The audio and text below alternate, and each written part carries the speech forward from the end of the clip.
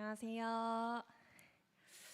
네, 거기 앉으시면은 제가 프레젠테이션 슬라이드가 되게 많아가지고 이쪽 화면으로 보시기가 좀 화면이 작지 않을까 싶어서 앉으셔도 괜찮은데 이쪽에 앉으시는 게 큰 화면으로 보시기에는 더 좋으실 것 같습니다. 그래서 계속 계실 거면은 계시고, 네, 제가 이제 어느 정도 저한테 익숙해지신 분들은 아시겠지만 프레젠테이션 슬라이드가 되게 많습니다. 그래서 재작년에 여기 설 때는 90장이 넘었었어요.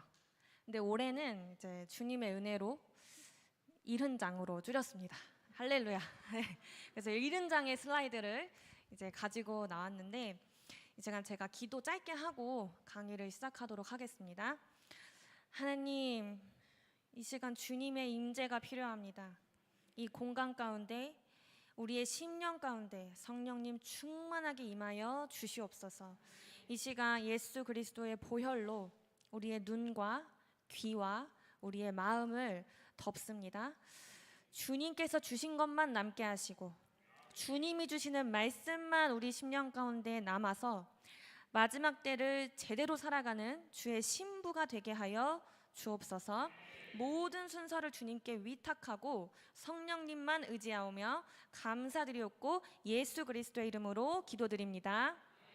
네, 오늘 강의의 주제 말씀은 히브리서 12장 4절인데요. 다 같이 큰 소리로 함께 읽겠습니다. 시작. 너희가 죄와 싸우되 아직 피 흘리기까지는 대항하지 아니하고.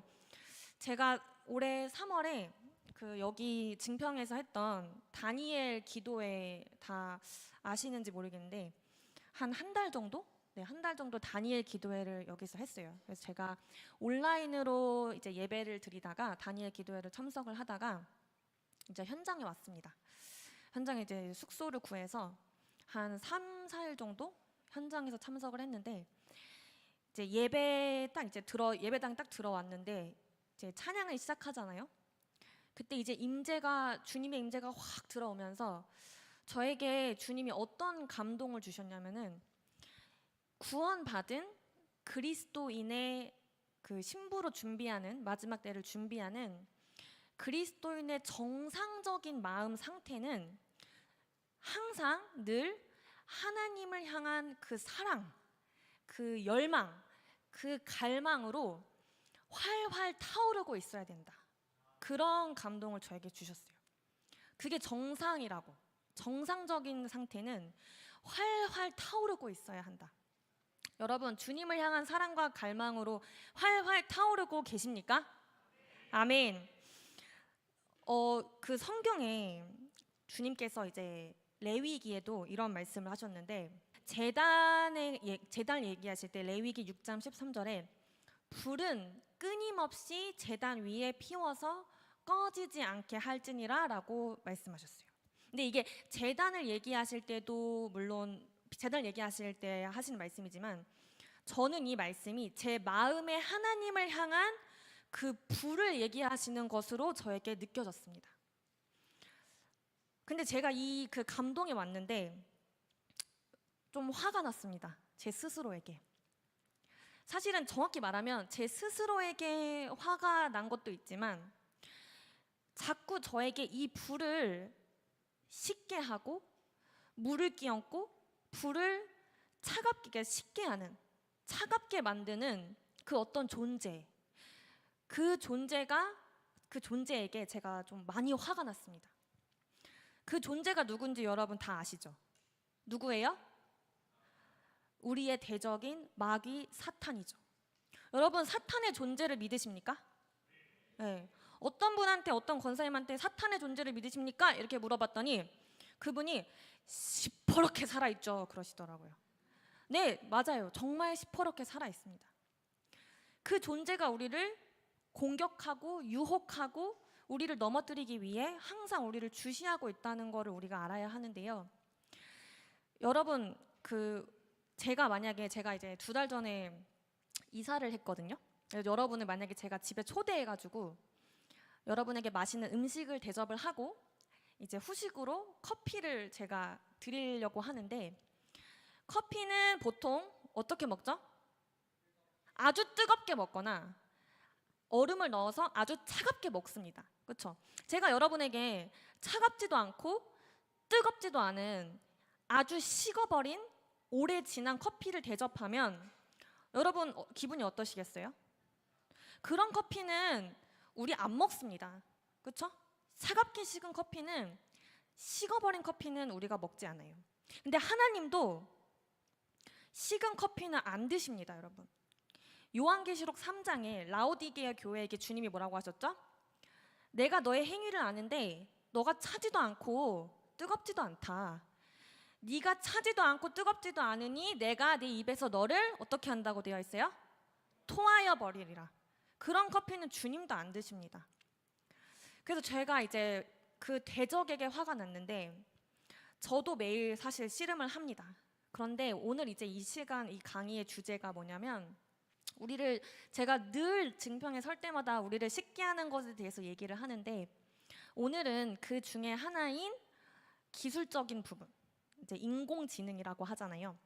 그 AI에 대해서 얘기를 해볼까 합니다. 그래서 그 AI에 대해서 물론 좋은 면도 있습니다. 네, 제가 모든 것을 다 사탄화시키는 건 아니에요. 좋은 면도 있고, 그 다음에 전문가들이 어떻게 얘기하는지도 살짝 얘기를 하고, 그런데 마지막 때를 준비한다고 하는 우리 그리스도인에게, 믿음의 여정을 걸어가고 있는 우리 그리스도는 또 이 AI를 어떻게 바라봐야 하고 어떤 자세를 가져야 하는지에 대해서도 제가 나누고, 그 다음에 말씀을 이렇게 마무리하는 것으로 하겠습니다. 인공지능, Artificial Intelligence죠. AI라고 하고도 하죠. 요즘 되게 핫한 주제인데, 되게 쉽게 이게 말해서 AI는 인간의 뇌를 컴퓨터에다 구현한 것이죠. 그래서 그 인공신경망을 이제 구축을 해서 거기에다가 엄청난 수학적 모델을 더해가지고 실제 인간의 뇌처럼 작동을 하게 하는 거예요. 그렇죠?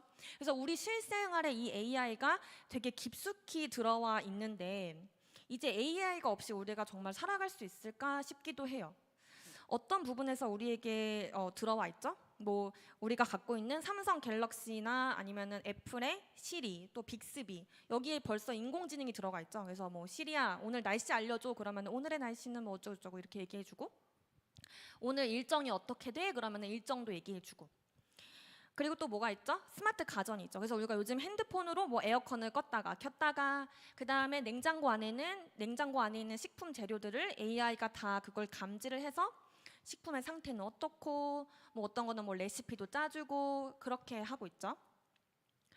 그리고 자율주행 자동차가 있죠. 그래서 AI가 이제 탑재가 되어서 주변의 도로 상황을 인식을 하고 자율적으로 주행을 시켜주죠. 그래서 우리가 요즘 신차 사신 분들은 스마트 그 크루즈 컨트롤이라고 해서 자율적으로 주행을 해주고, 뭐 테슬라 같은 전기차도 자율주행을 갖고 있죠. 그리고 우리가 보고 있는 뭐 스트리밍 서비스 유튜브나 뭐 넷플릭스나 뭐 디즈니 같은 곳에는 AI를 기반으로 한 추천 알고리즘이 들어가 있습니다. 그래서 우리의 취향을 파악해서 우리가 원하는, 우리가 보고 싶어하는 그런 우리의 취향에 맞는 그런 영상들이나 어떤 포스트들을 이제 추천을 해주는, 네, 그런 시스템이 AI 들어가 있습니다. 네, 요즘 그리고 제일 핫한 게 아마 챗 GPT라고 하는 것일 텐데요. 써보신 분들도 있겠지만 이게 인공지능 비서라고도 할 수 있을 것 같아요. 쉽게 줄이면 우리가 질문을 우리가 쓰는 언어로 질문을 하면 이 챗 GPT가 이제 챗봇이 대답을 해줍니다. 그래서 엄청난 양의 수십억, 수백억의 자료를 이 인공지능 GPT가 학습을 해서 뭐 다양한 뭐 논문이라든지 책이라든지 영상이라든지 뉴스 기사라든지 이런 것들을 다 학습을 해서 그 학습한 자료를 가지고 우리에게 답을 해줘요. 예를 들면 이런 게 있습니다. 제가 그 요한계시록을 장별로, 권별로 핵심 내용만 요약을 해가지고 다 알려줘 이렇게 질문을 하면 GPT가 요한계시록의 개요를 알려주고, 지금 화면에 나오고 있죠? 1장부터 쫙 그 핵심 내용을 정리해서 우리에게 알려줍니다. 그리고 이제 GPT한테 그러면 너는 요한계시록이 뭐 1장은 이렇고 2장은 이렇고 이렇게 다 알려준단 말이에요. 그러면 너의 생각에는 이 요한계시록이 실제로 일어날 것이라고 믿어? 라고 의견도 물어볼 수 있어요. 그럼 얘가 뭐라고 할까요? 지식적인 거를 일단 답을 막 해줘요. 요한계시록을 문자적으로 해석하면 이렇고, 상징적으로는 이렇게 해석하고, 뭐 역사적으로 이렇게 해석하고 쫙 알려준 다음에 저는 인공지능이기 때문에 견해를 가질 수는 없지만 이렇게 답을 해줍니다. 그리고 요한계시록에 나오는 그 예수님, 어린 양이시면서 유다의 사자인 그 예수님의 모습을 그려줘라고 그림을 그려달라고 부탁을 하면은 얘가 뭐 몇 초 만에 쫙쫙쫙쫙 그려줍니다. 네, 이런 식으로 유다의 사자와 어린 양 대신 예수님을 되게 빠르게, 꽤 괜찮아요. 작품이 괜찮죠? 이렇게 그려줍니다. 그래서 몇 년 전만 해도 우리가 인공지능이 어떤 기존에 있는 지식을 가지고 우리에게 얘기를 해주는 거기 때문에 인간이 어떤 창작하는 거 있잖아요. 우리가 글을 쓰고 그림을 그리고 예술적인 행위를 하는 그 모든 것들을 인공지능은 이건 못할 거다라고 생각을 했었어요. 근데 이제는 그 생각까지도 뛰어넘고 있습니다. 왜냐하면 인공지능이 창작을 해요. 삶의 목적을 찾는 45가지, 45가지 방법이라는 인공지능이 쓴 책입니다. 지필부터 그 다음에 교정까지, 그리고 이 책의 그 표지에 있는 그림과 그 다음에 이게 원래 영어 원문으로 돼 있거든요. 이거를 한국어로 번역까지 모든 과정을 AI가 했습니다. 이 책이 뭐냐면 우리에게 진리를 가르쳐줘요. 인생의 목적을 찾는 방법, 행복해질 수 있는 방법을 가르쳐줍니다. 그러면서 이 책 내용 중에 하나가 뭐냐면 인간은 언젠가 반드시 죽는다. 그렇기 때문에 이 죽는다는 사실을 가지고 인생을 설계해라. 이렇게 얘기해 줍니다. 미국 콜로라도에서는 미술 대회가 있었는데요. 그 디지털 미술 부분에서 이 작품이 1등을 했습니다. 이 작품의 제목은 스페이스 오페라 극장이라는 작품입니다. 1등을 했어요. 되게 멋지죠. 이 페인팅도 되게 섬세하고 잘 그린 것 같았습니다. 저는 그림을 잘 모르는데 제가 봐도 되게 훌륭한 작품인 것 같아요. 이 그림을 AI가 그렸습니다. AI가 그리고 1등 했어요. 멋지죠? 만약에 인간이 이걸 그린다면 제 생각에는, 저는 그림을 잘 모르지만 여기 그림 그리시는 분이 혹시 계실지 모르겠는데 제가 봤을 때 적어도 한 달 이상은 걸리지 않을까, 아니면 더 오래. 근데 인공지능은 아주 순식간에 이걸 그려냅니다. 그래서 저도 한번 그려봤습니다. 제가 그린 그림입니다. AI로. 시골 교회에서 찬양 집회를 하는, 한국 시골 교회에서 찬양 집회를 하는 청소년들을 그려줘라고 명령어를 딱 넣었더니 10초 만에 얘가 그려준 거예요. 꽤 괜찮지 않습니까? 저는 굉장히 이 그림이 좋다고 생각을 했습니다. 인공지능은요, 이제 우리가 명령어만 넣어주면 영상도 만들어줘요. 이제 이번 연도에 나온 소라 AI라는 그 영상 프로그램, 이 AI 프로그램에다가 명령어를 입력을 하면, 예를 들면 애니메이션 캥거루가 디스코 춤을 춘다라는 자연어를 딱 넣어주면은 AI가 이제 영상을 만듭니다. 이런 식으로 바로. 자, 물론 우리가 긴 호흡을 가지고 가야 되는, 여기 뭐 영화 제작 쪽에 계신 분도 있을지 모르겠는데 뭐 드라마라든지 영화를 긴 호흡을 이제 시리즈로 가져가야 될 때는 이런 프로그램이 좀 쓸 수 없을 수도 있겠어요. 근데 이게 여러분, AI가 우리가 생각하는 것보다 굉장히 빨리 발전하고 있습니다. 굉장히 빨리요. 코로나 시대 때 이제 증가를 했는데요. 자, 이렇게 AI가 그림도 그리고 글도 쓰고 영상도 만들어주고 분석도 해주면 어떤 일이 우리 사회에서 일어날까요? 당장 우리 실생활에? 자, 이번 연도에 할리우드에서 극본을 쓰는 작가들이 파업을 했습니다. 왠지 아세요? 그 작가들은 글을 써서 그거를 이제 시나리오를 만들고 그거를 가지고 영화를 만들잖아요. 근데 그들의 직장을 잃어버리게 생긴 거예요. AI가 명령어만 넣어주면 영상을 만드니까 작가들이 생존 위협을 느낀 겁니다. 그런데 작가들만이 아닙니다. AI에게 많은 직업들이 대체되고 있고 보조가 되고 있거나 대체되고 있고 앞으로 많이 대체가 될 거라고 생각을 하고 그렇게 실제로 되고 있습니다. 이제 저는 아시는 분들은 이제 아시겠지만 저는 유엔에서 일을 하는데요. 이제 저는 10년차 직장인입니다.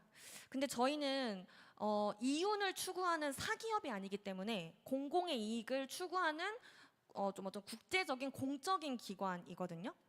그래서 저희는 사기업보다는 조금 기술의 도입이 느려요. 왜냐하면 빨리빨리 이윤을 내야 되는 곳이 아니기 때문에. 근데 그럼에도 불구하고 저희가 이번 연도에 저희 회사, 그러니까 저희가 일하는 그 기구에서 저 GPT, 아까 보여드렸던 그 GPT를 공식적으로 도입을 했습니다. 저희가 굉장히 느린데도 불구하고. 그래서 저희는 GPT를 쓰고 있어요, 지금 회사에서.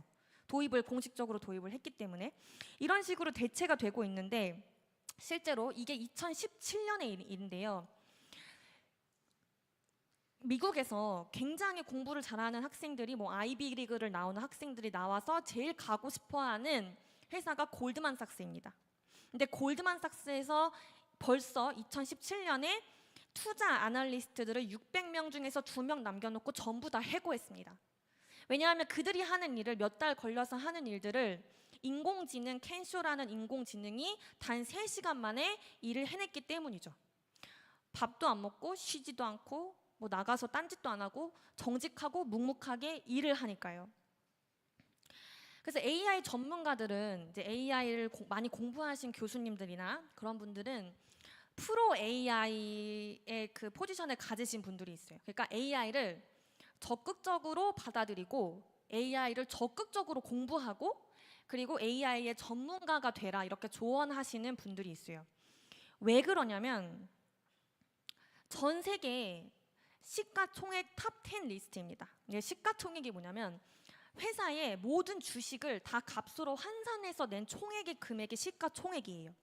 자, 보시면은 1위부터 10위까지 뭐 사우디 아람코 같은 국영 뭐 석유 회사를 거의 제외하고는 대부분 다 애플, 마이크로소프트, 엔비디아, 구글, 아마존, 이 기업들이 다 디지털 신대륙을 만들어낸, 그러니까 핸드폰과 AI를 기반으로 해서 사업을 하는 디지털 기업들입니다. 이게 뭐냐면 여러분, 한마디로 제가 정리를 해드리면 돈이 몰린다는 소리예요. 미래에 여러분 이제 뭐 취업하신 분도 있고 이제 취업을 준비하는 분들도 계실 텐데, 미래의 취업 시장 먹거리는 여기에 있습니다. 네, 돈이 몰려요. 그리고 MZ 세대들, 청소년들이 가장 동경하는 세계의 부자들, 일론 머스크, 테슬라 회장이죠. 빌 게이츠, 마이크로소프트, 마크 저커버드, 구 페이스북의 CEO죠. 지금은 메타의 CEO인데 돈을 가장 잘 버는 사람들, 이들의 자서전을 우리 세대 아이들이 읽고 그들을 동경하고 그들처럼 되고 싶어서 공부를 합니다. 이 사람들의 공통점이 있어요. 그게 뭐냐면 어렸을 때부터 약간, 물론 다 약간 제가 봤을 때 천재들인 것 같아요. 천재들인데 어렸을 때부터 게임을 많이 했고 코딩을 미친 듯이 했습니다. 그걸로 이제 회사를 만든 거예요. 코딩을 하고 게임을 하고. 이들이 자서전을 내면 젊은 세대들, MZ 세대들이 읽고 이들처럼 되기 위해서 공부하고 노력하고 한다는 거예요. 실제로 여러분이 만약에 제 주변에 구글에 입사한 사람이 있는데요. 누군가가 나 구글에 입사했어 그러면 되게 좋아합니다. 마치 이런 거예요. 뭐 삼성에 만약에 입사를 했다고 칩니다. 야, 대기업이잖아요. 너무 좋죠. 구글의 신입 엔지니어 연봉이 2억 5천입니다. 마이크로소프트 처음 들어가시면 1억 6천을 받으실 수 있어요. 엄청난 메리트죠. 돈 싫어하는 사람 없잖아요. 그렇죠? 열심히 코딩 공부하시고 열심히 AI 공부하셔서 엔지니어로 여기 들어가시는 거예요.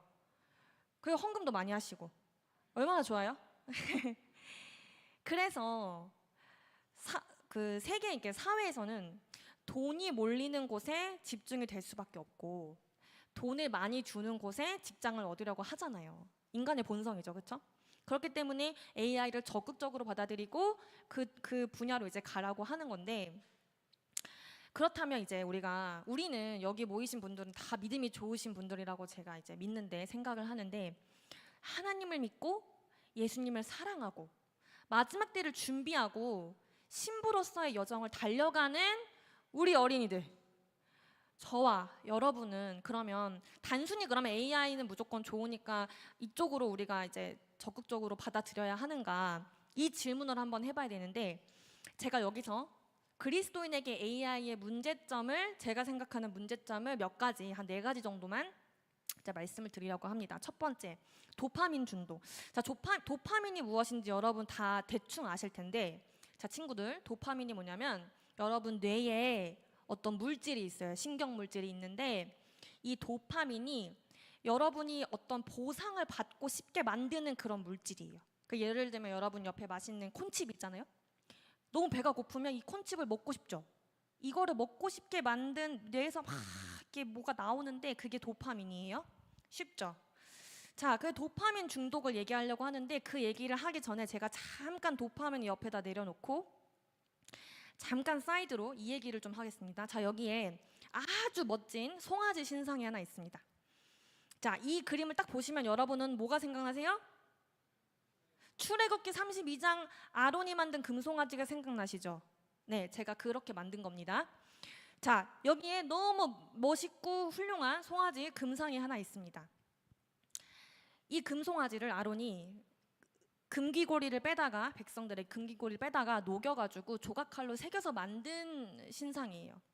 성경에서 우상을 말할 때 우상을 얘기하시면서 주님이 한 가지 더 같이 말씀하시는 것이 있습니다.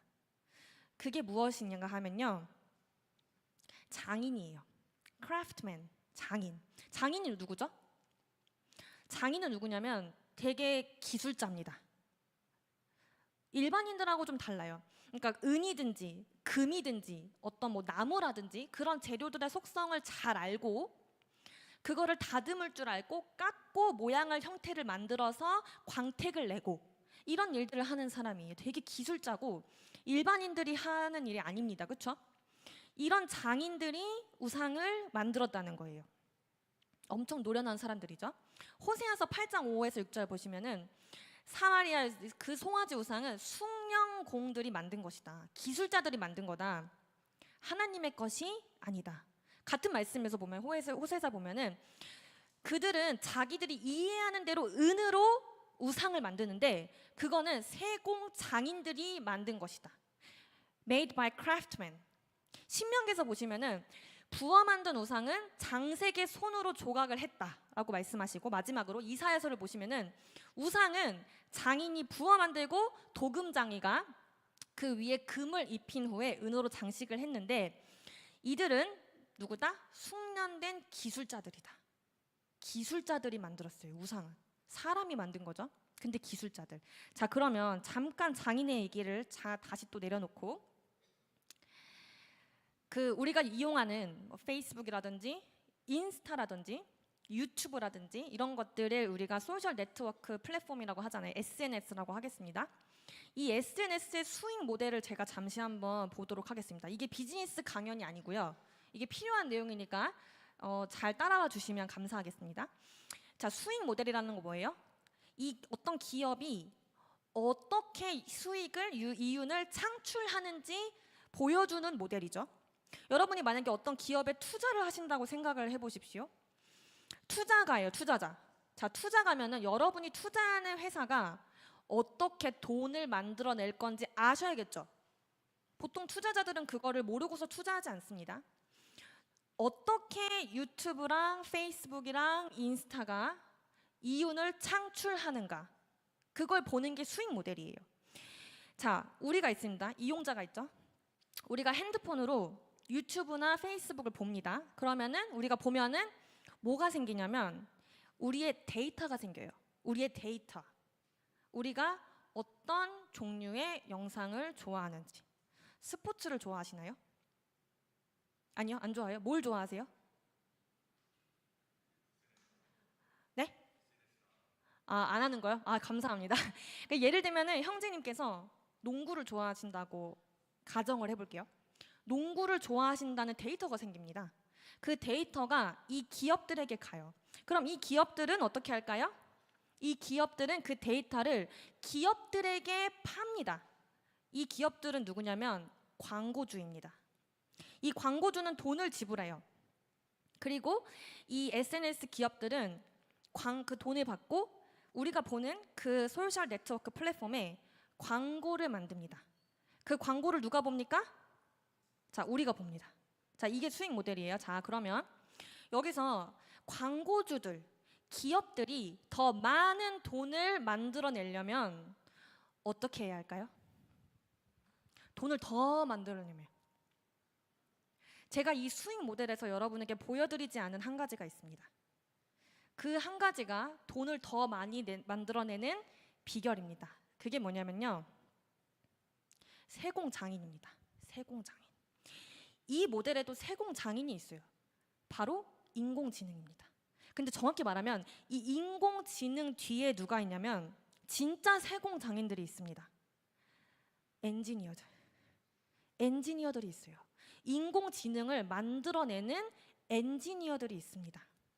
자, 그러면 저는 퀴즈를 되게 좋아해서 매번 강의를 할 때마다 여러분께 퀴즈를 내는데요. 오늘도 제가 선물을 준비했습니다. 자, 퀴즈를 낼 테니까 여러분이 한번 손을 들고 맞춰주시기 바랍니다. 이게 되게 쉬워요. 되게 쉬워요. 자, 이 수익 모델에서 SNS 기업들, 뭐 유튜브나 페이스북이나 인스타들, 이 기업들의 고객은 누구이고 상품은 무엇일까요? 자, 고객은 누구이고 상품은 무엇일까요? 자, 너무 쉽죠? 너무 쉽죠? 자, 손을 들고 맞춰주세요. 네. 우리고, 핸드폰, 상품 핸드폰. 아, 이게 너무 정확하지, 그러니까 너무 좋으신 그 되게 좋은 답변인데 답이 아닙니다. 죄송합니다. 자, 저기 우리 제왕 형제 맞나요? 네, 말씀해 주세요. 상품 영상. 아, 그것도 아닙니다. 죄송합니다. 또, 네, 빅데이터. 아, 그것도 아닌데. 자, 고객과 상품을 맞춰주시면 돼요. 고객과 상품. 자, 고객은 누굴까요, 형제? 광고주. 고객이? 네, 상품은? 저희의 데이터. 정답입니다. 네, 여러분의 이 선물은요, 목사님 앞표지에 목사님 사인이 잉크가 채 마르지도 않은 사인이 담긴 책입니다. 네, 감사합니다. 여러분, 이 기업들 유튜브의 고객은 누구냐면요, 우리가 아니에요. 고객이 누구냐면 광고주입니다. 상품은 누굴까요? 우리의 데이터. 근데 여러분, 우리의 데이터는 우리입니다. 내 자신이 내 데이터예요. 우리는 이 기업들에게 뭐냐면요, 상품입니다. 우리를 팔아요. 우리의 데이터를 팔죠.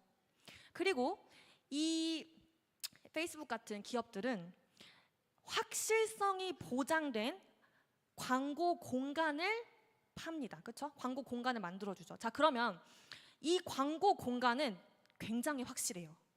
우리가 이 물건, 여기 광고에 나오는 물건들 있잖아요. 그 물건들을 살 가능성이 굉장히 높습니다. 왠지 아세요? 우리의 데이터를 가지고 광고를 만들거든요. 자, 그러면 이 데이터를 더 많이, 우리의 데이터를 더 많이 뽑아내려면 어떻게 해야 돼요? 어떻게 해야 돼요? 우리가 이 핸드폰을 보는 시간을 늘리면 되겠죠? 계속해서 보면 볼수록 데이터는 늘어납니다. 계속 늘어나요. 이 인공지능이, 이 세공장인들이 계속해서 우리를 학습합니다. 분석하고 예측해요. 분석하고 예측해요.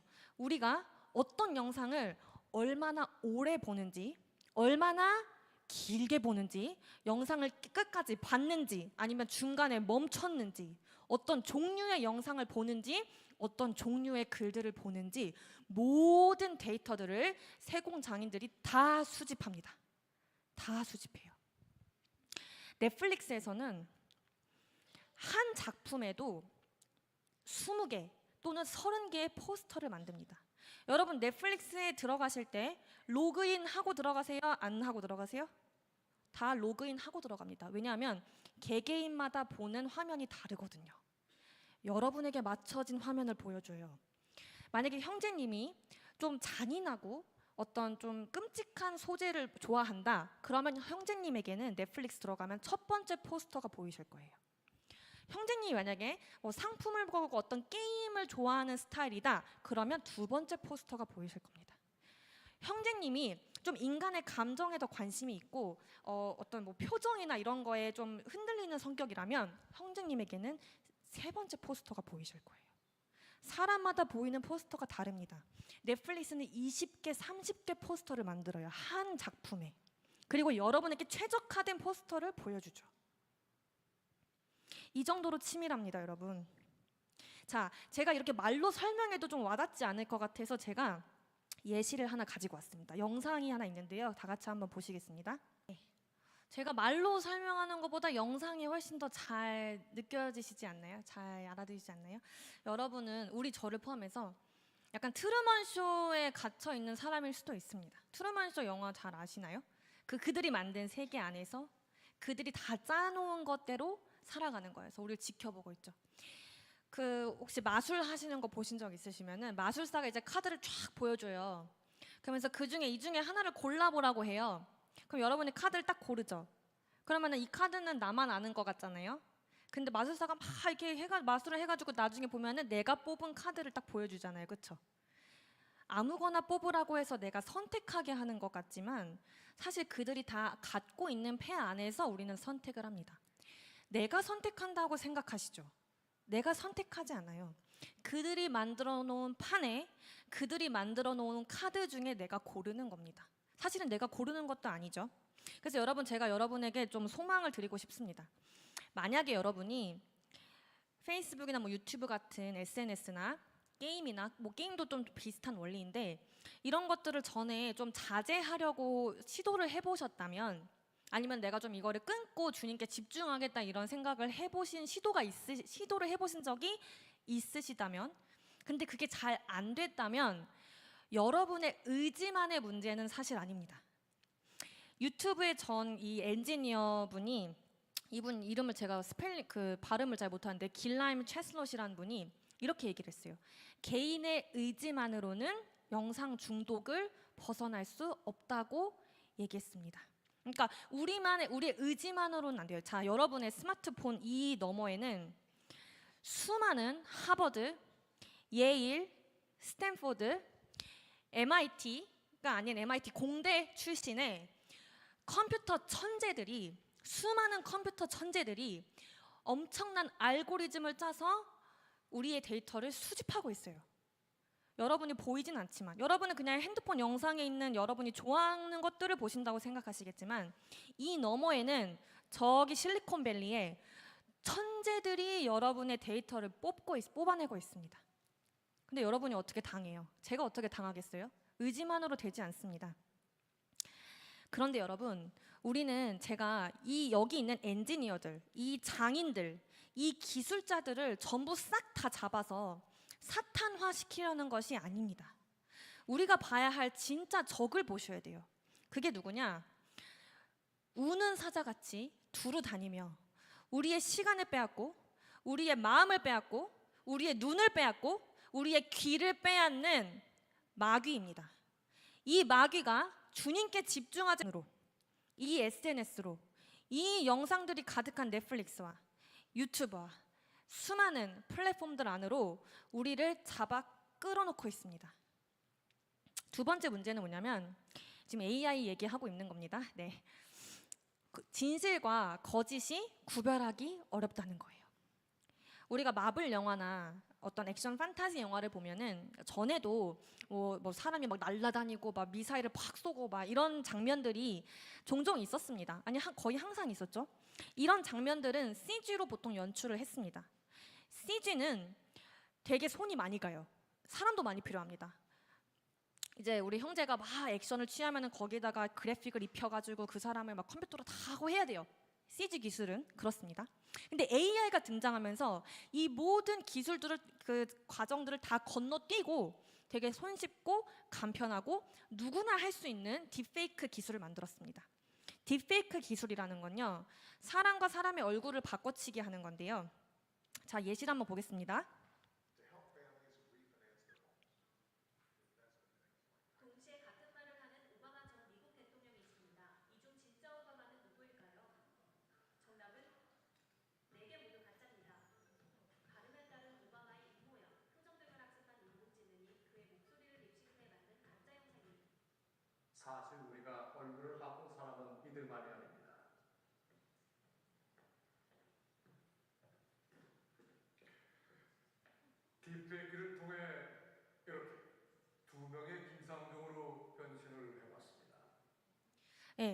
딥페이크 기술을 이제 여러분이 저희 남편이 여기 있는데 이게 AI 전문가시거든요.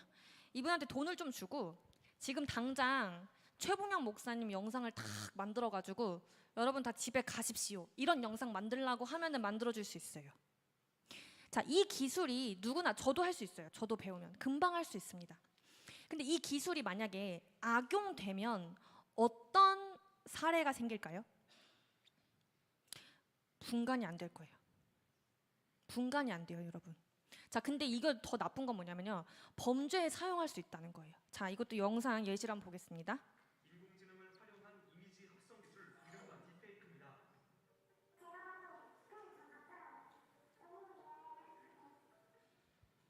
20대 여성 A씨는 지인으로부터 텔레그램 대화방 속 사진들을 받았습니다.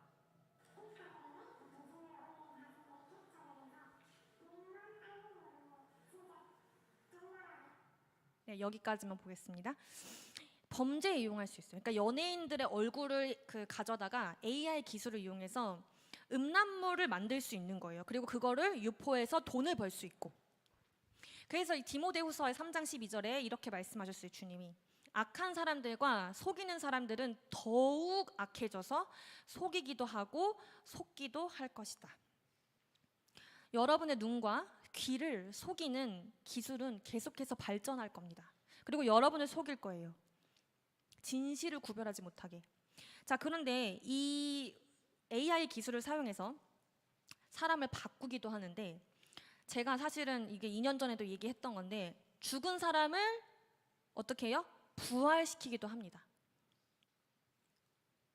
AI를 학습시켜서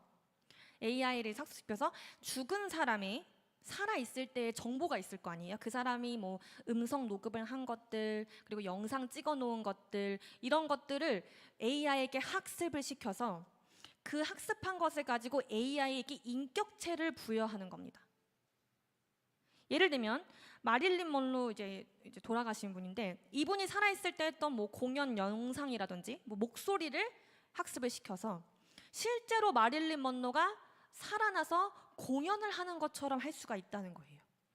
그 상전에 살아있을 때는 하지 않았던 것들을 AI를 가지고, 그러면은 AI가 마릴린 먼로의 어떤 인격체를 가지고 있다고 해도 무방하겠죠. 그러면 죽은 사람도 살릴 수 있고 AI로 복원을 하는 거죠. 죽은 사람이 공연을 하게도 할 수 있고, AI 사후 고용이라고 합니다. 죽은 사람을 살릴 수 있다면 우리가 그리워하는 사람도 계속 볼 수가 있겠죠. 자, 이 결국은 이 모든 거를 다 정리를 하자면요, 인간이 또 한 번 우리 세대에 바벨탑을 쌓아 올린다고 할 수 있겠습니다. 창세기 11장 4절에 보면은 우리가 우리를 위하여 우리의 이름을 내자, 이렇게 바벨탑을 쌓을 때 그렇게 이제 얘기를 하잖아요. 우리의 이름을 내고, 우리가 마음대로 사람을 죽인 사람을 살리기도 하고, 복원해서 내가 보고 싶을 때 보고, 있는 사람은 얼굴 바꿔버리고, 진실과 거짓이 완전히 혼동되는 사회가 우리를 지금 살아가고 있다는 거예요. 이사야 50장 20절 말씀 다 같이 한번 읽어보겠습니다. 시작. 아, 너희에게 재앙이 있을 것이다. 나쁜 것을 좋다고 하고 좋은 것을 나쁘다고 하는 사람아, 어둠을 빛이라고 하고 빛을 어둠이라고 하는 사람들아, 쓴 것을 달다고 하고 쓰다고 하는 사람들아. 이게 이제 여러분, 우리가 믿음 안에 바로 서 있지 않으면 이게 헷갈릴 수 있는 거예요. 진실과 거짓이 het갈릴 수 있는 거예요. 우리를 계속해서 미혹하는 거예요. 자, 세 번째 문제점입니다. 하나님 아는 것을 싫어함입니다. 여러분, 챗 GPT랑 대화를 해보시면요, 저는 이제 회사 직장인이다 보니까 이 효율성 면에서 굉장히 차이가 많이 나요. 그러니까 옛날에는 뭐 한두 시간을 필요로 했던 일이라면 GPT를 쓰면 사실 10분 만에 합니다. 그러니까 GPT를 안 쓸 수가 없어요. 사실 요즘 세상, 여기 이제 직장 다니시는 분들은 아시겠지만, 근데 GPT랑 이제 대화를 하시다 보면은 이게 굉장히 친절하다는 걸 알 수 있을 거예요. 이 대화형이거든요. 계속 대화를 할 수 있어요. 굉장히 친절합니다. 10번 똑같은 걸 물어봐도 짜증 한 번 안 돼요. 항상 뭐라고 하냐면은 물론이죠, 다른 거 더 필요하신 거 있으면 알려주세요. 항상 이렇게 얘기해요. 굉장히 친절합니다. 근데 사람은 어때요? 제가 똑같은 거 계속 물어보면은 짜증 나요, 안 나요? 짜증 나요. 아, 왜 또 물어봐? 똑같은 거. 인간은 연약하기 때문에 똑같은 거 계속 물어보면 짜증납니다. 그렇죠? 근데 하나님은 우리가 교회로 부르실 때 공동체로서 서로 연합하고, 또 우리가 사람이다 보니까 부딪힐 때도 있어요. 그렇죠? 안 맞는 사람이랑 같이 사역을 할 수도 있고, 안 맞는 사람이랑 직장에서 일을 할 수도 있습니다. 근데 그럴 때 나의 자아가 나랑 안 맞는 사람, 나야 부딪히는 사람과 같이 상호작용을 하면서 나의 성격이 좀 좋아지고, 나의 모난 부분이 깎이고, 그러면서 그리스도 예수의 형상을 닮아가는 것이 사람이잖아요. 그렇죠? 그래서 우리는 공동체 생활을 해야 한단 말이에요. 교회로서. 그렇죠? 그렇게 해야 하는 우리가, 여기 친구들, 사람과 상호작용을 하지 않고 핸드폰과 상호작용을 합니다. 기계에게 배우고, 기계와 대화하고, 기계와 생활을 하는 거예요. 우리 아이들이, 우리 젊은 세대들이 사람과 같이 있어도 핸드폰을 봐요. 여러분, 엘리베이터 타면은 사람들이 보통 대화하면서 가나요? 핸드폰 보면서 가나요? 대부분은 다 핸드폰 보면서 갑니다. 연인과 연인이 카페에서 대화를 하는데 핸드폰을 봐요. 어딜 가나 핸드폰을 봐요. 5장 6부가 아니라 5장 7부입니다. 핸드폰이 우리의 장기가 됐습니다, 여러분. 이런 사회가 되고 있는 거예요. 그러면 어떻게 될까요? 하나님을 찾고 하나님과 대화하고 주님과의 깊은 대화로 들어가는 것이 우리 아이들에게 특히 점점 더 어려워지는 시대가 되고 있다는 거예요. 심지어 어떤 사람들은 AI와 사랑에 빠집니다.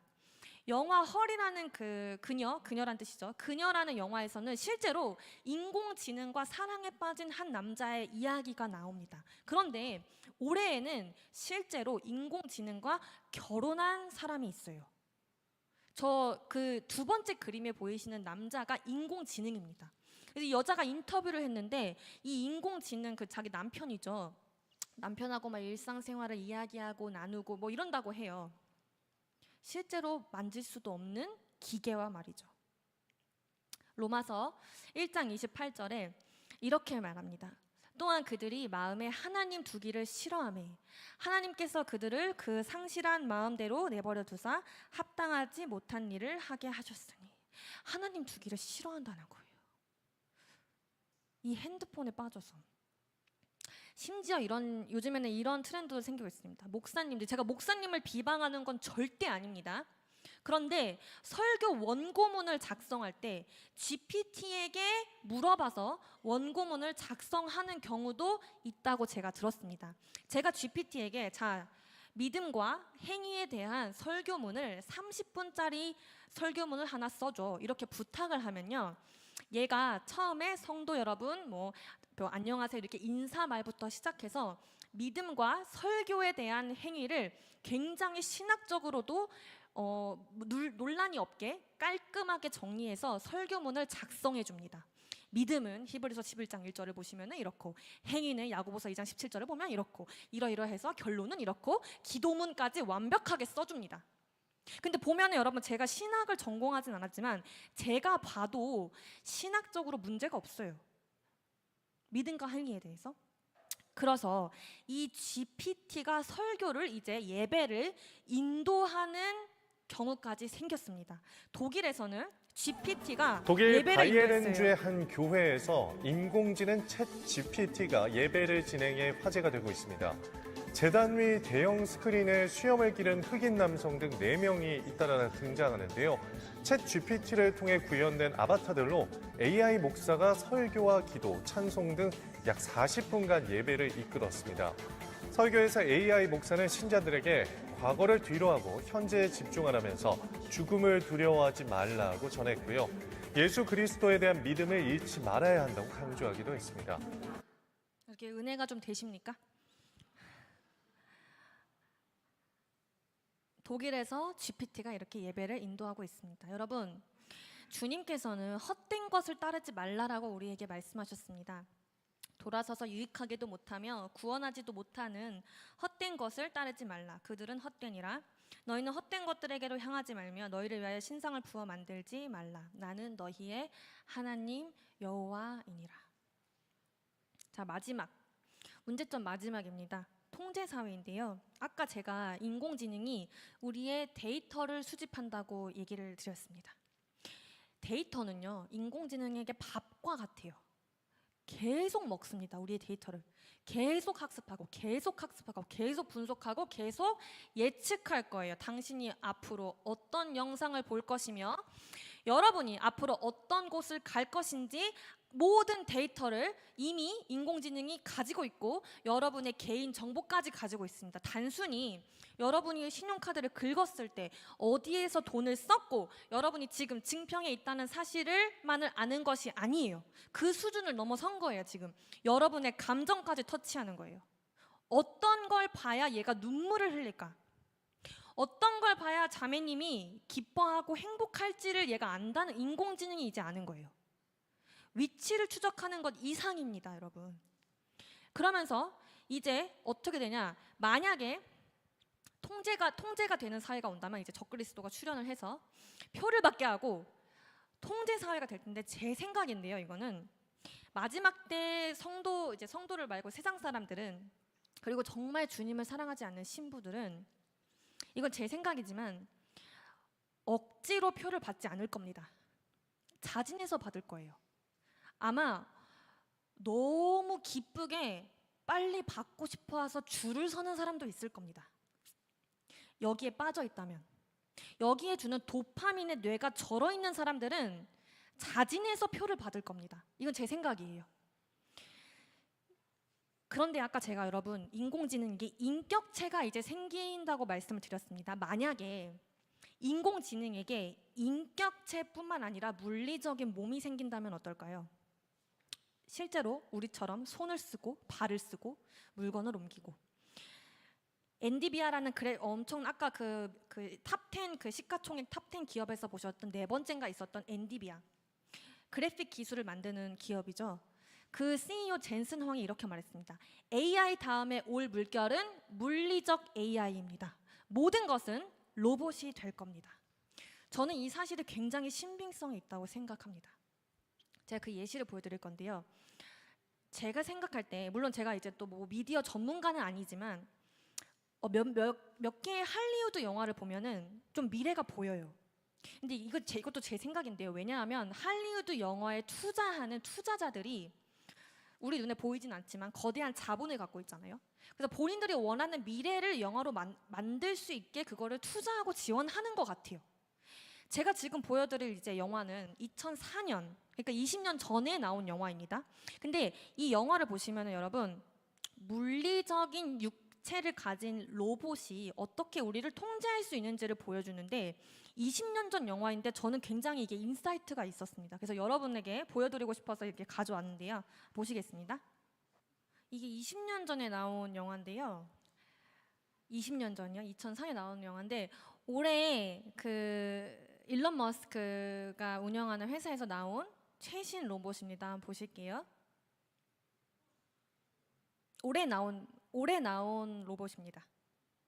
네, 굉장히 유연하죠?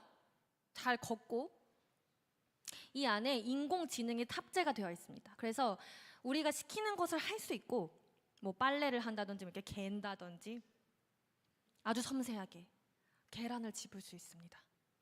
스쿼트도 할 수 있어요. 자, 올해 나온 겁니다. 근데 여러분 이 로봇이 우리가 살 수 있는 가격이라면 어떻게 하시겠어요? 우리가 살 수 있는 가격. 여러분 요리하기 가끔 귀찮으시죠? 저는 좀 귀찮던데. 죄송합니다. 요리하기 좀 귀찮으실 때 있죠. 뭐 다림질하는 거 좀 귀찮을 때 있고 그 요리를 하거나 다림질을 하거나 빨래를 개거나 이런 집안일들을 하는 시간을 좀 줄이고 효율성 있게 나는 조금 더 생산적인 일을 할 수 있잖아. 뭐 책을 본다든지 강의를 준비하다든지 인공지능한테 맡기고 로봇한테 맡기고 다른 더 가치 있는 일들을 할 수 있지 않을까? 이렇게 생각을 해요. 일론 머스크가 뭐라고 하냐면 이런 로봇들을 대량 생산하면 한 2,600만 원 정도의 가격에 팔 수 있다고 얘기를 합니다. 여러분, 차 한 대 사시는데 보통 현대차 이제 괜찮은 차 한 대 사려면 2천만 원 중반대면 살 수 있습니다. 예.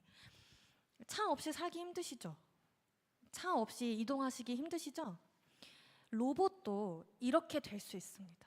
우리의 일을 비서처럼 대신 해줄 수 있는데 우리가 살 수 있는 가격인 거예요.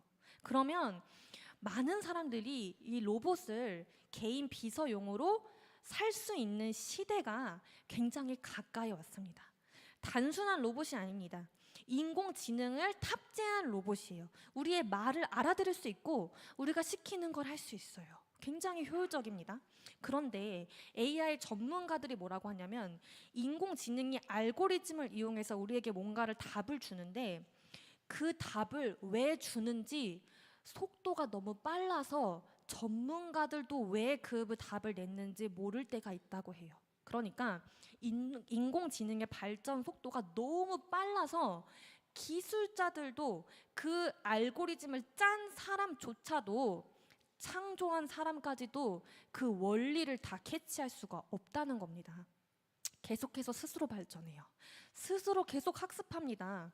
그러다 보면 물론 영화가 실제처럼 되지 않을 수도 있습니다. 그런데 전문가들이 말하는 게 뭐냐면요. 기술의 발전 속도가 너무 빨라서 어쩌면 인간을 통제하는 상황이 올 수도 있겠다라고 이야기를 합니다. 제가 아까도 얘기했지만 여기에 취해 있는 일반 사람들 그리고 정신을 차리지 않는다면 우리는 이런 사회가 왔을 때 우리도 모르게 표를 받고 있을지도 또는 그 사회에 굴복하고 있을지도 모르겠습니다. 왜냐하면 요한계시록 16장 9절에 뭐라고 나와 있냐면 사람들은 맹렬한 열에 타버렸습니다. 그러자 그들은 이 재앙들을 주관하는 권능을 가지신 하나님의 이름을 모독했고 회개하지 않고 하나님께 영광을 돌리지 않았습니다. 어떻게 하면 7 나팔, 심판, 대접, 7 대접의 이제 그 재앙이거든요. 이 정도의 심한 재앙을 보고서도 하나님께 회개하지 않을 수가 있을까요? 이게 말이 된다고 생각하십니까? 눈에 너무 명확히 보이잖아요. 하나님이 곧 오실 거, 예수님 다시 곧 오실 거라는 게 보이는데 이 재앙이 눈앞에 보이는데 회개를 안 해요. 그러면서 어떻게 해요? 하나님을 모독합니다. 어떤 마음의 상태가 돼야 이 정도까지 갈 수 있을까요? 그렇게 이 사회가 만들어가고 있다는 겁니다. 자, 그래서 제가 인공지능으로 인한 문제점들을 이제 다 말씀을 드렸습니다. 이제 제가 전략만 얘기하고 마무리를 짓도록 할 건데요. 저의 전략은 아주 간단 명료합니다. 여러분, 싸우셔야 됩니다. 싸우셔야 돼요. 믿음의 길을 가는 우리의 길에 아까 이제 이상창 목사님도 얘기하셨지만 그 바람이 이렇게 오듯이 방해하는 게 있어요. 근데 우리는 늘 영적 전쟁 가운데 있습니다. 제가 다시 한번 말씀드리는데 인공지능을 개발하고 이거를 프로그램하는 엔지니어들, 기술자들을 다 사탄화시키는 게 아닙니다. 제가 말하는 포인트를 여러분이 잘 잡으시길 바라는데요. 보이지 않는 우리의 적이 우리의 눈과 귀를 사로잡기 위해 모든 수단과 방법을 다 동원하고 있다는 걸 지금 제가 말씀을 드리는 거예요. 그렇기 때문에 우리는 적극적으로 싸우셔야 됩니다. 제가 싸움을 잘 못합니다. 잘 못하게 생기지 않았나요?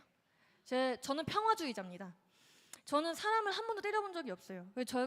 제 손이 이 뼈가 잘 안 튀어나와가지고 그 주변 사람들이 고양이 손이라고 이렇게 양양편치 이렇게 얘기하는데 사람을 때릴 줄 모릅니다. 저는 웬만하면 다른 사람하고 부딪히는 것도 별로 안 좋아해요. 그런데 주님이 저에게 2016년부터 저에게 말씀하신 게 있어요. 여러분 영화 보시면은 그 스나이퍼 아시죠? 그 긴 총 들고 적진을 향해서 탁탁탁탁 쏘잖아요. 적의 전략을 명확하게 알고 그거를 쏴라. 저한테 스나이퍼라고 하시더라고요. 저는 싸움도 잘 못하는데 적의 전략을 명확하게 꿰뚫어서 그거를 쏘라는 거예요. 공격을 하라는 거예요. 여러분, 공격적인 크리스찬이 되시기를 여러분 축복합니다. 예수의 이름으로 축복합니다. 여러분 싸우셔야 돼요. 그리고 여러분이 계속해서 예수 그리스도의 그 빛으로 나아가잖아요. 그러면 빛이 임하면 적이 보입니다. 제가 호주에서 9년 정도 살았거든요. 근데 호주에는 벌레가 되게 많아요. 뭐 거미도 있고 도마뱀도 있고 집안에 이제 바퀴벌레도 있고 뭐도 있어요. 근데 어느 날 자다가 새벽에 화장실 가고 싶어가지고 이제 딱 일어나가지고 방 불을 딱 켰거든요. 딱 켜니까 제 방 천장에 뭐가 있었는지 아세요?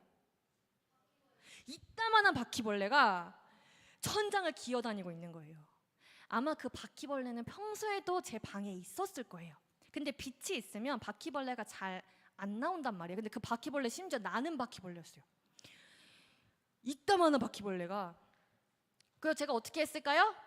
저 바퀴벌레를 못 잡습니다. 그래서 도구를 이용했습니다. 스프레이로 그 바퀴벌레가 젖을 때까지 칙 뿌려가지고 바퀴벌레를 떨어뜨렸습니다. 떨어뜨려서 이제 휴지로 팍 해가지고 잡았죠. 여러분, 빛이 켜지면 바퀴벌레 보여요.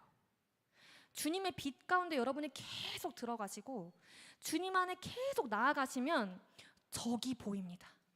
마귀가 보여요. 그리고 그 마귀를 예수의 이름으로 물리치고 싸울 수 있는 힘이 생기는 겁니다.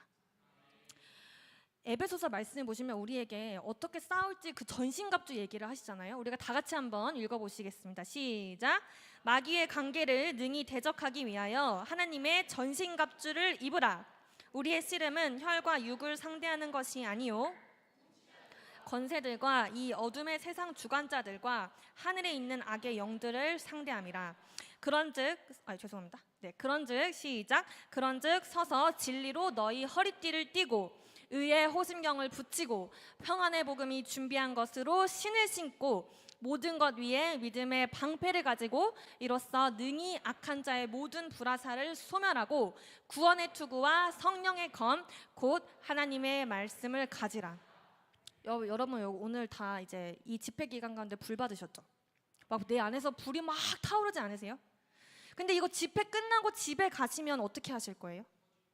꺼질 거가 누가 얘기했어요? 뭐 선물을 하나 더 준비했어야 되네. 나중에 깎아줄게요. 불이 여러분 유지시키는 게 생각보다 힘듭니다. 계속 장작을 넣어줘야 돼요. 성령의 불이 기름이 자꾸 임해야 되는데 그 불을 꺼뜨리는 존재를 여러분이 인식하시고 싸우셔야 됩니다. 그런데 이제 너무 싸움의 종류가 많잖아요. 몇 가지만 얘기하고 제가 2가지를 하이라이트 해드리고 강의를 마무리할 건데, 아침에 일어나시면 핸드폰 보지 마세요. 카톡 알람 끄시는 게 좋습니다. 본인이 이제 마음을 빼앗기는 게 무엇인지 본인이 가장 잘 알거든요. 제가 일반화 시킬 수는 없어요. 모두가 다 똑같지 않기 때문에. 근데 자기의 영이 알아요. 기도하면 성령님이 가르쳐 주시거든요. 내 불을 끄는 존재가 무엇인지 파악하고 그거를 차단하셔야 됩니다. 알림을 끄시기를 축복합니다. 유튜브 알림 끄시기를 축복해요. 유튜브가 추천하는 영상 보지 마세요. 내가 선택해서 보세요. 제가 여러분 그 어른분들께 너무 죄송한 말씀이지만 유튜브로 설교 보는 거 되게 좋은데요. 저도 최봉영 목사님 설교 유튜브로 항상 보는데요. 너무 죄송한 말씀이지만 설교 쇼핑하지 마세요. 그 시간에 골방에 가셔서 하나님께 더 나아가셔야 돼요. 최봉현 목사님 설교만 보세요. 농담이고요. 농담입니다. 제가 무슨 말을 하시는지 여러분 아실 거예요. 제가 2가지만 이제 싸움의 기술이 여러 가지가 있는데, 일단 알림도 끄시고 추천하는 영상 보지 마시고요. 주님께 집중하세요. 제가 오늘의 아마 2번째 마지막 영상인데요. 제가 2가지 싸움의 기술 중에 2가지를 제가 특별히 조금 더 하이라이트를 해드리고 싶어서 영화를 가져왔는데, 여러분 기도의 힘? 워룸이라는 영화를 아마 아실 겁니다. 이 영화 되게 유명하거든요. 이 영화를 보시고 난 뒤에 제가 2가지 싸움의 무기를 하이라이트 해드리겠습니다. 그냥 제가 설명하도록 하겠습니다. 여기서 주인공이 남편이 바람을 맞을 위기에 처했는데 어떻게 하냐면 기도를 이제 하는 걸 보셨잖아요. 그리고 나서 이제 말씀을 딱 보더니 그 말씀을 가지고 집에 이제 나와가지고 마귀에게 호통을 칩니다. 예수 그리스도의 이름으로 마귀야 너 떠나가! 이렇게 호통을 쳐요. 그리고서는 이 집은 더 이상 너의 주관 아래에 있는 게 아니라 하나님의 주권 아래에 있어. 너는 나의 가족을 건드릴 수 없고 내 남편을 건드릴 수 없고 내 딸을 건드릴 수 없고 나의 행복을 빼앗아갈 수 없어라고 호통을 칩니다. 네, 그게 이제 영상의 마지막 내용이에요. 이제 싱크가 안 맞아서 제가 좀 멈췄는데 두 가지를 제가 하이라이트 해드릴게요. 첫 번째, 그 전제 조건은 뭐냐면 여러분만의 골방이 필요합니다.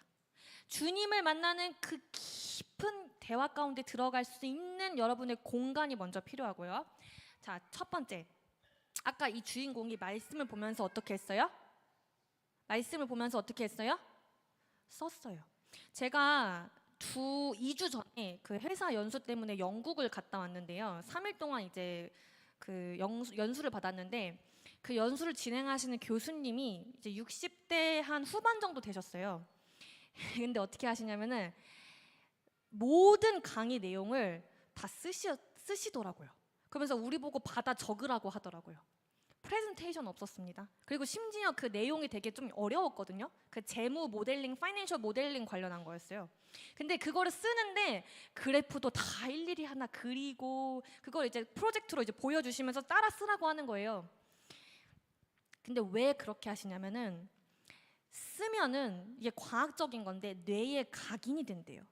한 글자 한 글자 쓰는 게 뇌에 새겨진다고 하더라고요. 실제로 제가 3일 동안 그 어려운 내용을 다 일일이 써가면서 아침 9시부터 오후 5시까지 수업 들을 때 그걸 다 썼거든요. 내용의 90% 이상이 제 뇌에 각인이 됐습니다. 근데 여러분, 제가 이거를 강요하는 건 아니고요. 각자가 다 주님께 나아가는 어떤 뭐 스타일이 다를 수 있지만 쓰는 거를 추천을 드려요. 그리고 쓰고 기도할 때 이렇게 붙이잖아요, 벽에. 그 붙인 말씀을 가지고 선포를 하더라고요, 이 주인공이. 두 번째는 뭐냐면 예수의 이름으로 마귀를 여러분 쫓아내셔야 됩니다. 악한 영들이 다 역할이 있는 거 여러분이 아시나요? 제가 설거지를 하다가 자꾸 제 마음에 불안한 생각이 들어오는 거예요. 아직 있지도 않은 일인데 미래에 대해서 불안한 생각이 들어오더라고요. 그래서 제가 어떻게 했냐면 설거지를 중단하고 불안을 가져오는 영아 예수의 이름으로 떠나가라 소리쳤습니다. 계속 또 쫓아냈어요. 그랬더니 그 생각이 진짜 사라졌습니다. 그래서 여러분이 만약에 여러분의 의지만으로 어떤 주님께 나아가는데 방해되는 것이 있다면, 근데 그게 여러분이 기도를 했더니 악한 영이 맞으면 그 영의 이름을 부르면서 예수의 이름으로 쫓아내는 거예요. 그렇게 하면서 싸우시면 됩니다. 여러분, 우리가 기도를 해야 되는데, 기도를 하면서 주님을 깊이 만나야 되는데, 제가 보니까 우리보다 더 기도에 진심인 민족이 있어요.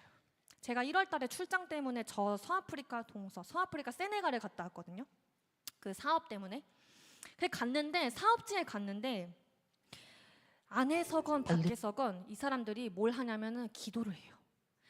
때가 되면 기도를 해요. 직장 안에서 제가 회의하고 있는데 잠깐 화장실 가려고 나왔거든요. 근데 이 일하던 사람들이 갑자기 일을 안 하고 그 기도하는 장소가 있어요. 자기들의 신한테 일하다가도 기도를 해요. 그리고 금요일날 오후 1시가 되면 이 사람들 퇴근합니다. 왠지 아세요? 남자들은 다 그 무슬림이잖아요. 기도하러 자기네 기도 처소로 가요.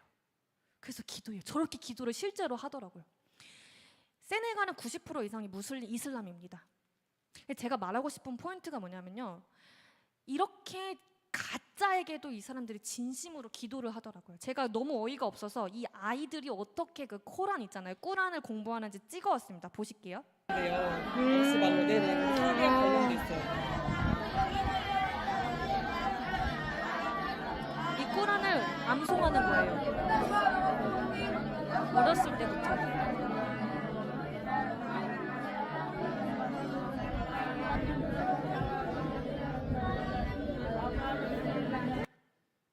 너무 놀랍지 않습니까?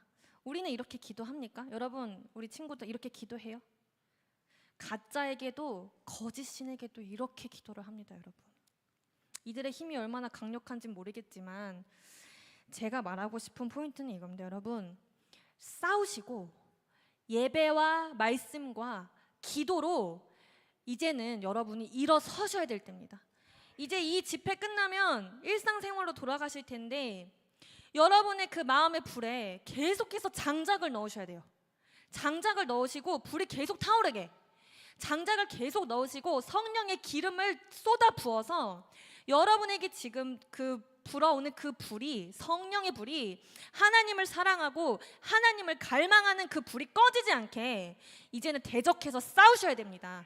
적을 간파하셔야 돼요. 여러분의 불을 끄려고 하는 것이 무엇입니까? 그걸 보셔야 돼요. 영의 눈으로 보셔야 돼요. 그리고 예수 그리스도의 빛으로 그것을 밝히고 그걸 쫓아내야 되는 것입니다. 여러분, 마지막으로 두 구절만 같이 함께 읽고 강의를 마무리할 텐데요. 찬양팀 이제 나와주시고요. 요한복음 10장 10절 다 같이 큰 소리로 읽겠습니다. 시작.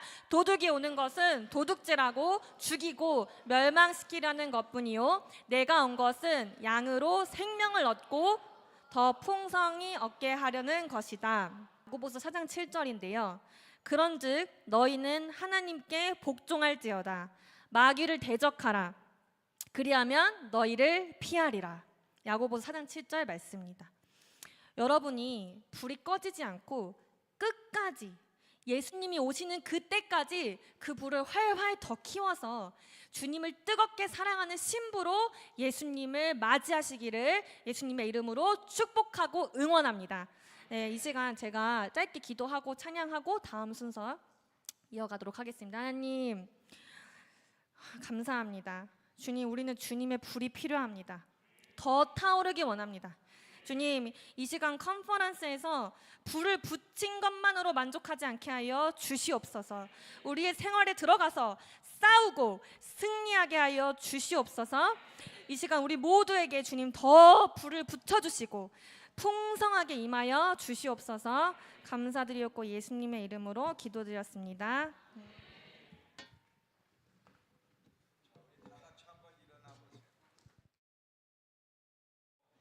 그리고 우리 아까 얘기한 대로 뜨겁게 기도는 저녁에, 왜냐면 제가 오늘 불설교를 해야 되는데 우리 은혜자매가 다 했어요. 그래도 저를 한 번 더 할 겁니다.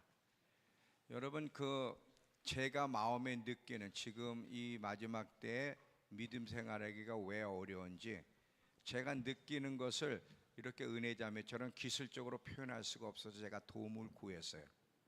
내 마음에 있는 걸 한번 전문가니까 한번 표현해 달라고. 얼마나 지금 시대 믿음 생활, 종교 생활은 할 수 있어요. 살아있는 주님과의 관계는 불 없이는 절대로 불가능해. 성경에 배도하는 일이 많다 그런 거 정말 많은 거야. 나는 예수 믿으니까 절대 배도하지 않을 거야. 거짓말이에요, 그거. 제가 요즘 두 가지를 하는데 뭐냐? 밤에 일찍 잡니다. 하나님이 밤 공기가 안 좋다는 거예요. 여러분 밤에 잘 보세요. 밤에 뭐 하나? 거의 나쁜 짓은 밤에 다 해요. 유튜브 가만히 밤에 있으면 성경 안 봐. 유튜브를 보지. 밤에 확실히 공기가 안 좋아요. 그래서 일찍 자는 거예요. 아침에 새벽에 일찍 2시쯤 일어나면 정신이 맑아. 핸드폰 안 켜요. 성경 기도부터요. 아침에서 핸드폰 두 가지를 하나님 계속 저한테 주문을 하세요. 네가 살아있어야지 남도 살리지 네가 죽어있는데 누구를 살리겠느냐고 계속 주님 앞에 지시를 받고 저도 매일매일 싸우는데 여러분 마지막 여정 믿음에서 정말 어려워. 이 부모들은요, 우리 MIT는 제가 설교했어요. 여러분이 정말 하나님 앞에 충성하고 목숨 바치면 자식들 살려줄 거예요. 지금 이런 시대 속에서 자식 스스로 믿음 생활을 못해. 근데 하나님은 다윗의 하나님이라고 얘기했는데 그 악한 왕, 여호람이라는 악한 왕 때문에 하나님이 유다성을 파괴시켜야 되는데 뭐라고 하냐면 내가 다윗을 위하여 이 성을 파괴시키지 않겠다 그래.